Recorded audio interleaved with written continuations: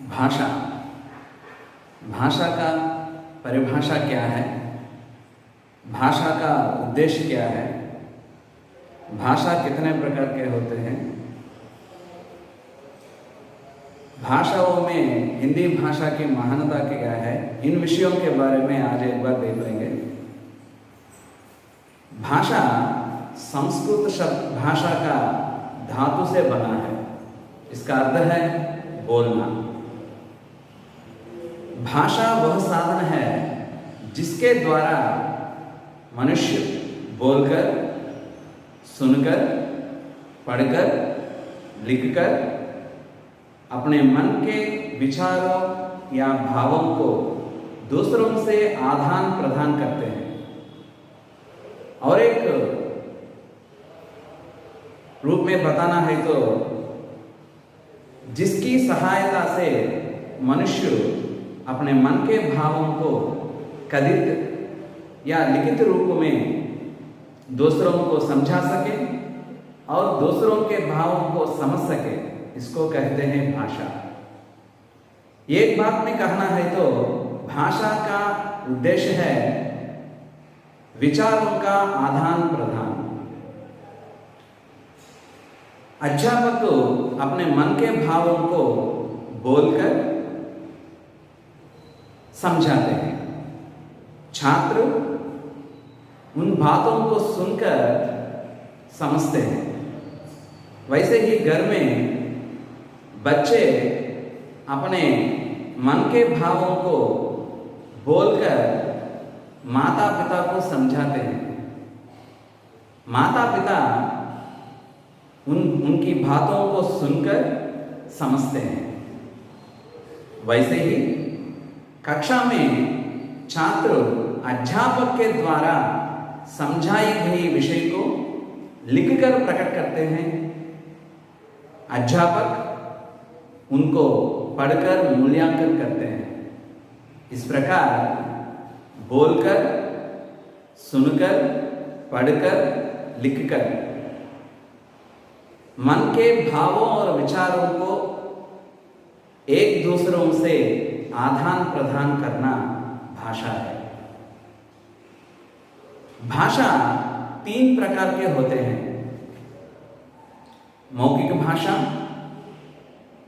लिखित भाषा, सांकेतिक भाषा।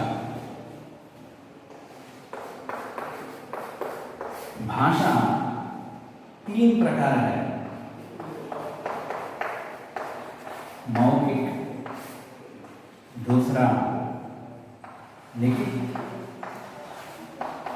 और तीसरा सांकेतिक।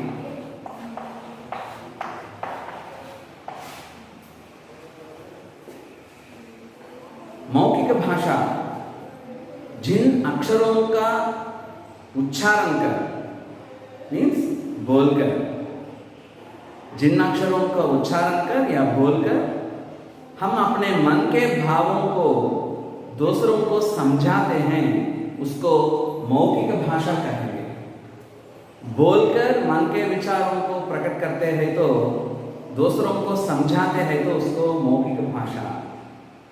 वैसे ही लिखित भाषा जिन अक्षरों या चिन्हों का उपयोग करके अपने मन के भावों को लिखकर प्रकट करते हैं, उनको लिखित भाषा कहते हैं।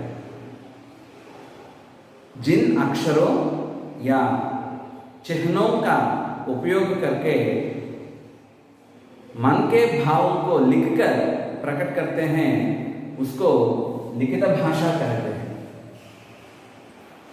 यहाँ तो मौखिक भाषा दूरदर्शन, रेडियो, टेलीफोन, यह है उसका उदाहरण। वैसे ही मौखिक लिखित भाषा पत्र, तार आदि। वैसे ही सांकेतिक भाषा जिन संकेतों के द्वारा या इशारों के द्वारा हम अपने भावों को दूसरों को समझा सके और दूसरों के मन के भावों को समझ सके, उसको कहते हैं हम सांकेतिक भाषा। हम अपने संकेतों के द्वारा, इशारों के द्वारा हम अपने मन के भावों को दूसरों को समझाते हैं और दूसरों के भावों को समझ सकते हैं। उदाहरण के लिए देखिए, चौराहे पर यातायात के साधनों का नियंत्रित करने वाली सिपाही उसका उदाहरण है, ठीक है ना। यह है भाषा। भाषाओं में हिंदी भाषा का है तो बड़ा महत्वपूर्ण है भाषा। हिंदी देश की वाणी, भाषाओं में रानी, the queen of all languages कहते हैं इसको। हिंदी भाषा की महानता के एक भाग में बताना है तो हिंदी देश की वाणी, भाषाओं में रानी। पूरे भारतवासियों के द्वारा बोली जाने वाली भाषा है हिंदी। हिंदी देश की बिंदी है, अर्थात भारत माता के माथे पर सिंदूर है। और एक बात में कहना है तो हिंदी की महानता के बारे में, देश में रहने वाली अन्य भाषाएं रंगे बिरंगे फूल है तो हिंदी उनको मिलाने वाली धागा है। इस प्रकार हिंदी के बारे में बताना है तो उदाहरण आते ही रहते हैं, ठीक है। धन्यवाद।